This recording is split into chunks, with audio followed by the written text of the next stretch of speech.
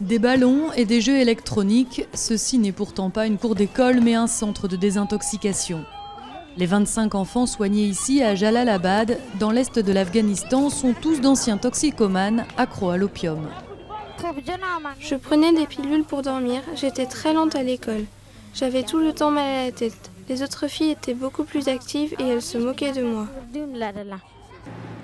L'Afghanistan produit 90% de l'opium de la planète. Selon l'ONU, 1,5 million d'Afghans sont dépendants de la drogue et parmi eux, 300 000 sont des enfants.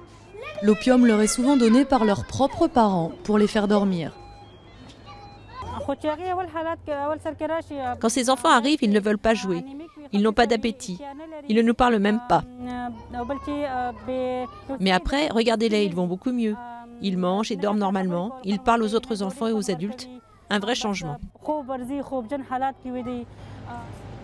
Cette ONG ne soigne pas seulement les enfants, mais aussi les mères, qui deviennent souvent toxicomanes lors de leur passage en camp de réfugiés en Iran ou au Pakistan.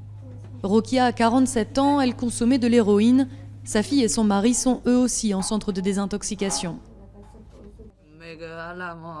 Il y a beaucoup d'autres femmes qui arrivent ici avec leurs enfants. Nous étions accros. Nous ne pensions qu'à une chose, trouver de la drogue. Nous ne pensions pas que nos enfants souffraient et devenaient dépendants aussi. Nous le regrettons.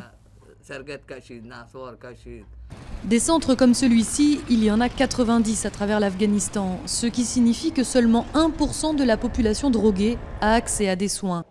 Selon l'Office des Nations Unies contre la drogue et le crime, pour pouvoir lutter contre ce fléau, il faudrait combattre la pauvreté et l'illettrisme. La majorité de ces parents ne connaissent pas les effets secondaires de l'opium. Ils donnent donc de la drogue à leurs enfants pour qu'ils dorment, et ainsi ils ont plus de temps pour tisser les tapis. Mais au final, ils nourrissent leur famille par leur travail, mais ils tuent aussi leurs enfants.